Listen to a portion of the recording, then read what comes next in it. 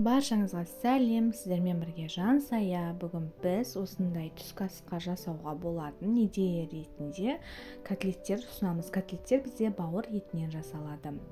Менің арнамнан осындай түрлі рецепттер табасыздар. Жіберіп алмас үшін подписаться кнопкасын басып кетіңіздер.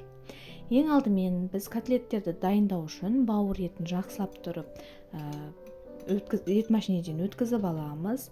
Кейін оған ет машинеден өткізілген, яғни тартылған пиязымыз бен картопымызды саламыз.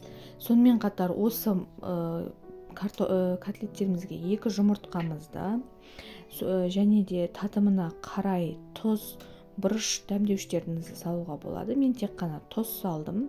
Және де сонымен қатар 4-5 ас қасық ұнымызды салып, барлығын жақсылап тұрып, бір келкі масса пайда болғанша араластырып аламыз.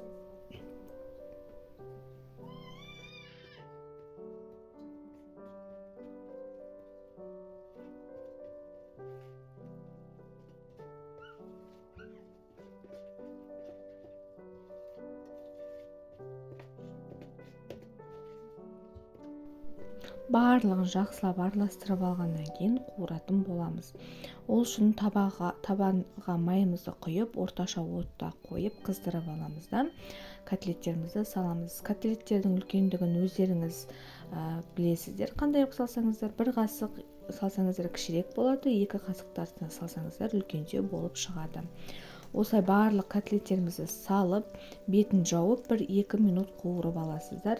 Кейін оны қуырып алғаннан кейін екінші жағына аударып, тағы да бетін жауып, тағы 1-2 минут қызарғанша қуырып аласыздар. Кейін қуырылған картоптарымызды майдан сүзіп аламыз. Кез келген гарнирмен берулеріңізге болады.